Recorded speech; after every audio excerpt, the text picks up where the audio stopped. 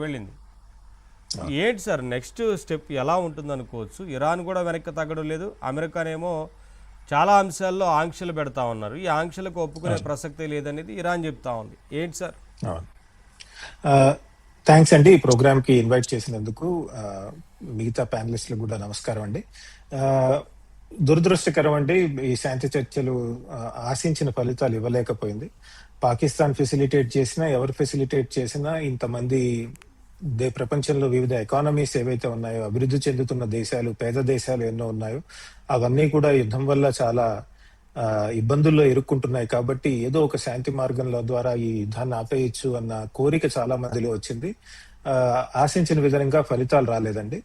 ఆ, ఊహించిన విధంగా ఇంకోటి ఏంటంటే, ఆ, ఏ ఏ అంశాల మీద అయితే ఈ పీస్ టాక్స్ విడిపోయాయో, ఫెయిల్ అయ్యాయో, అవన్నీ కూడా ఇంతకు ముందు చాలా మంది చర్చించిందే. ఒకటి, న్యూక్లియర్ ఎన్రిచ్మెంట్ మీద రెండు దేశాలు ఆ, ఒక అగ్రిమెంట్ కి రాలేకపోయాయండి. ఒకటి, మీరు జేసీపీఓ తీసుకుంటే, ఇంతకు ముందు ఇరాన్ న్యూక్లియర్ డీల్ తీసుకుంటే అందులో 3% వరకు ఎన్రిచ్డ్ యురేనియం ఇరాన్ చేసుకోవచ్చు 10 సంవత్సరాల వరకు, 300 కేజీలు దాటకుండా అన్నట్టుందండి అది.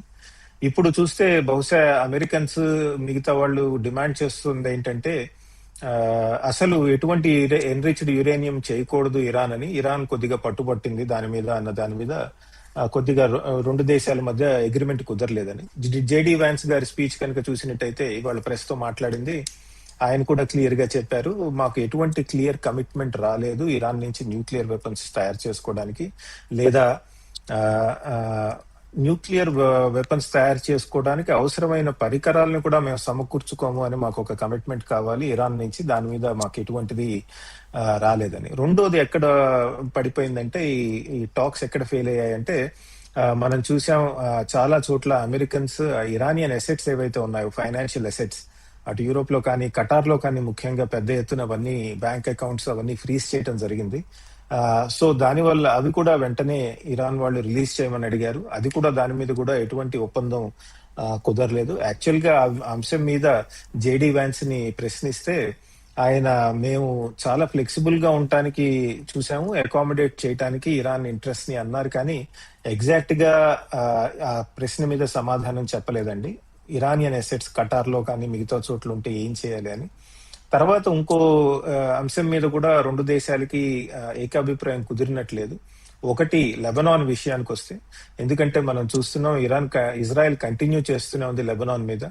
ఇరాన్ ఏమి ఇన్సిస్ట్ చేస్తుందంటే, మనం ఇద్దరి మధ్య ఏదైతే పీస్ అగ్రిమెంట్ ఉందో, కాల్పుల విరమణ ఉందో, అది కేవలం ఇరాన్ ఇజ్రాయెల్ కే పరిమితం కాదు, ప్రాంతం మొత్తానికి, రీజనల్ డిఎస్కలేషన్ అంటారండి, అది ఇన్సిస్ట్ చేసింది ఇరాన్. దాని మీద కూడా ఒక ఏకాభిప్రాయం వచ్చినట్లేదు. కాకపోతే అది దాని మీద డైరెక్ట్ గా ఇజ్రాయెల్ వాళ్ళు, లెబనాన్ వాళ్ళు డిస్కషన్స్ చేస్తారు మధ్యలో. నిన్న మొన్న అయితే కనుక అమెరికన్స్ ఇన్వాల్వ్ అవుతారు డిస్కషన్స్ లో అని వచ్చింది, కానీ బట్ ప్రస్తుతానికి అయితే డైరెక్ట్ బయలాటరల్ టాక్స్ జరుగుతాయని చెప్పడం జరుగుతోంది. అది ఎంతవరకు ఈ టాక్స్ మీద ఇంపాక్ట్ చేసింది, ఇస్లామాబాద్ లో జరిగిన టాక్స్ మీద అన్నది ఇంకా వేచి చూడాల్సిన అంశం అండి. బట్ ఓవరాల్ గా తీసుకుంటే రెండు దేశాల మధ్య ట్రస్ట్ డెఫిసిట్ చాలా ఉంది. ఎందుకంటే ఇరాన్ పర్స్పెక్టివ్ లో చూస్తే, వాళ్ళు శాంతి చర్చల్లో పాల్గొన్న తర్వాత ఇంతకు ముందు కూడా వాళ్ళు చాలా నెగోసియేషన్స్ లో పాల్గొన్నారు. పాల్గొన్న సమయంలో 2 సార్లు అమెరికన్స్ మా మీద బాంబింగ్ చేశారు, కాబట్టి మాకు కొన్ని గ్యారంటీస్ కావాలి, మళ్ళీ ఎట్లాంటి యుద్ధం చేయమని. అమెరికన్స్ చెప్పేది ఏంటంటే, మీరు న్యూక్లియర్ వెపన్స్ మీద కొద్దిగా వెనక్కి తగ్గాలి అని చెప్పడం జరిగింది. బట్ ఆ రెండింటి మీద కూడా ఫెయిల్ అయింది. తర్వాత ముఖ్యమైన అంశం ఆఖరిది, మీరు చెప్పినట్టు స్ట్రెయిట్స్ ఆఫ్ హార్మూజ్, ఇది ఎట్లా హ్యాండిల్ చేయాలన్న దాని మీద రెండు దేశాలకి ఎటువంటి ఒప్పందం కుదరలేదు. యాక్చువల్లీ చూస్తే అది ఇంటర్నేషనల్ వాటర్ వే. ఆ ఇంటర్నేషనల్ వాటర్ వే మీద ఈ రెండు దేశాలు చర్చిస్తున్నాయి. అది ఆశ్చర్యకరం అండి, దాని మీద ఎట్లా డబ్బులు చేసుకోవాలి అని. బట్ ఓవరాల్ గా స్ట్రెయిట్స్ ఆఫ్ హార్మూజ్ విషయంలో కూడా ఈ టాక్స్ కొలాప్స్ అవటం జరిగింది.